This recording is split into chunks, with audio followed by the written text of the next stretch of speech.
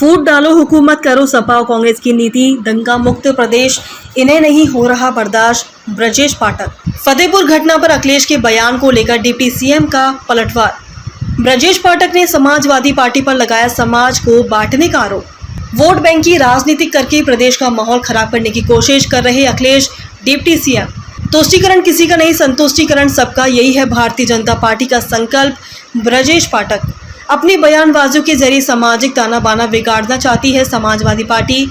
ब्रजेश पाठक उत्तर प्रदेश के फतेहपुर में हुई घटना को लेकर समाजवादी पार्टी के अध्यक्ष अखिलेश यादव के बयान पर प्रदेश के डिप्टी सीएम ब्रजेश पाठक ने तीखा पलटवार किया है।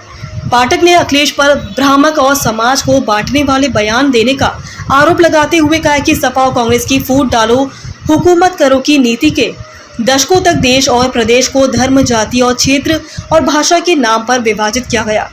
उन्होंने कहा कि अखिलेश अपने बयानों के जरिए केवल राजनीतिक लाभ लेने की कोशिश कर रहे हैं, जिससे प्रदेश का माहौल खराब हो सकता है। डिप्टी सीएम ने कहा कि बीजेपी कभी भी नफरत फैलाने की राजनीति नहीं करती। उन्होंने जोर देकर कहा कि बीजेपी सरकार का विजन तुष्टीकरण किसी का नहीं, संतुष्टीकरण सबका है। बीजेपी सबका साथ, सबका विकास और सबका विश्वास और सबका प्रयास के मूल मंत्र के साथ प्रदेश के हित में लोक कल्याणकारी नीतियां लागू कर रही है। उन्होंने दावा किया कि बीजेपी सरकार के 8.5 साल के शासन में दंगों को पूरी तरह से नियंत्रित किया गया है, जो सपा को सहन नहीं हो रहा।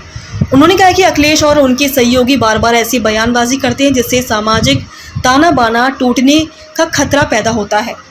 फतेहपुर के अबू नगर में हुई घटना को लेकर डिप्टी सीएम ने कहा कि सरकार ने इसे गंभीरता से लिया है। दोनों पक्षों को तथ्यों से अवगत कराकर स्थिति को नियंत्रित किया गया है। उन्होंने बताया कि 10 पुलिस स्टेशनों की टीमें, पीएसी और प्रशासन की तैनाती से शांति और एकता सुनिश्चित की गई है। उन्होंने दावा किया कि फतेहपुर में स्थिति पूरी तरह से सामान्य है और पुरानी संरचना का दावा करने वाले लोग शांतिपूर्ण तरीके से तितर बितर हो गए हैं।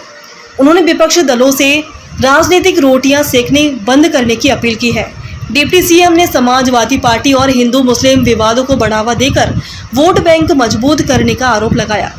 उन्होंने कहा कि अखिलेश जैसे नेता अफवाह फैलाकर अशांति पैदा करने की कोशिश कर रहे हैं, जबकि बीजेपी समाज को जोड़ने की दिशा में काम कर रही है।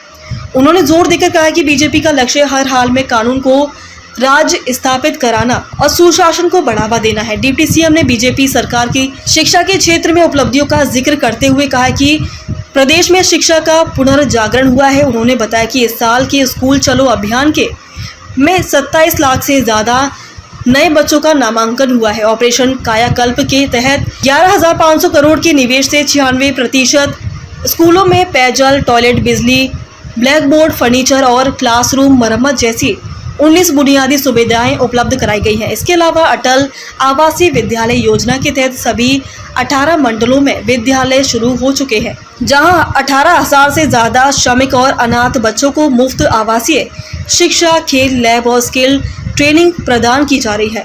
ब्रजेश पाठक ने सपा सरकार पर निशाना साधते हुए कहा कि सपा राज में शिक्षा का पतन हुआ था। उन्होंने 2015 में के अखबारों का हवाला देते हुए दावा किया कि सपा सरकार के दौरान 3.45 करोड़ बच्चे स्कूल से वंचित थे, जिसके विपरीत बीजेपी सरकार शिक्षा को मजबूत करने के लिए लगातार निवेश कर रही है और स्कूल को आधुनिक बना रही है। डिप्टी सीएम ब्रजेश पाठक ने अखिलेश यादव के बयानों को समाज में अशांति फैलाने की कोशिश करार देते हुए कहा कि बीजेपी सरकार कानून व्यवस्था और सामाजिक एकता को प्राथमिकता दे रही है। उन्होंने विपक्ष से अपील की कि वे ऐसी बयानबाजी से बचे और जो प्रदेश की शांति और विश्वास को नुकसान पहुंचाए।